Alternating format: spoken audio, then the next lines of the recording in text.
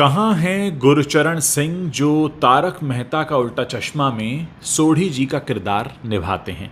ये सवाल तो हर कोई पूछ रहा है। इस बीच उन्हें गायब हुए अब 8 दिन होने को आए हैं। 22 अप्रैल को आखिरी बार उनके घर वालों ने उन्हें देखा था और इस बीच स्क्रीन पर उनके बेटे का किरदार निभाने वाले समय शाह ने उनके बारे में एक बात कही है जो इस तरफ इशारा करती है कि गुरचरण सिंह के बारे में जो कहा जा रहा है कि वो डिप्रेस थे या वो परेशान थे, ये बात पूरी तरह से सही नहीं है। हालांकि उनकी तबीयत को लेकर जो खबरें आई वो तो घर वालों ने पुष्टि की है कि हाँ, उनकी तबीयत ठीक नहीं चल रही थी, वो ठीक से खा नहीं पा रहे थे, उनकी माँ की भी तबीयत ख़राब चल रही थी, उनके पिता की भी तबीयत ख़राब चल रही थी।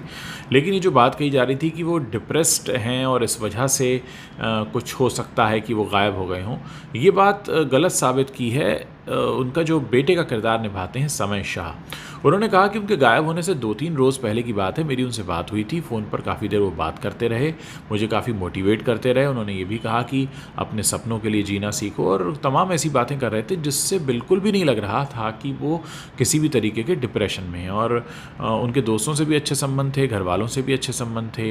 इनफैक्ट उन्होंने समय शाह को ये भी बताया कि वो किसी पंजाबी फिल्म के लिए भी काम कर रहे हैं। तो कुल मिलाकर ऐसी स्थिति नहीं थी जैसी कि खबरें आ रही हैं।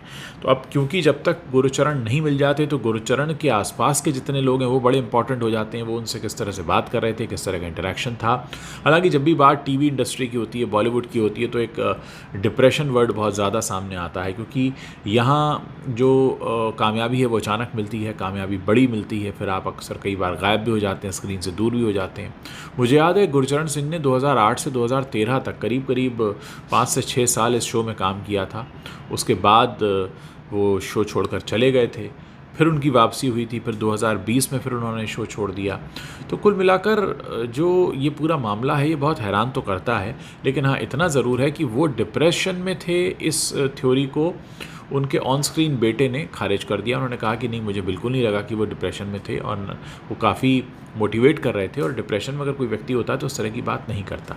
इस सब के बीच ये सवाल अभी भी खड़ा हुआ है कि आखिर ऐसा क्या हुआ जो गुरचरण 22 अप्रैल को अपने घर से कहकर निकले कि मुंबई जा रहा हूँ, फ़्लाइट की टिकट बुक थी, यहाँ मुंबई में दोस्त को इन्फॉर्म किया आ रहा हूँ, उसके बाद गायब हो गए और इस बीच उन्होंने 7,000 रुपये भी ATM से निकाले। उनको पालम इलाके में पैदल चलते देखा गया। अब कोई शख्स पालम इलाके में पैदल क्यों चलेगा?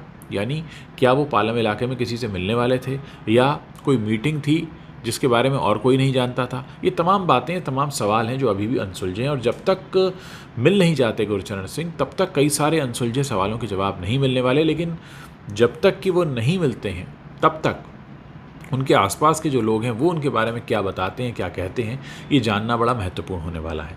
तो दोस्तों, आपको क्या लगता है कि आखिर क्या हुआ होगा गुरचरण सिंह के साथ? और अक्सर जब इस तरीके के नामचीन लोग, मैंने पहले भी कहा है, ग्लैमर इंडस्ट्री है ही ऐसी कि आप किसी को अगर स्क्रीन पर देखते हैं तो आप ये मान लेते हैं, अज्यूम कर लेते हैं कि इनकी ज़िंदगी बड़ी शानदार होगी, लेकिन ऐसा होता नहीं है।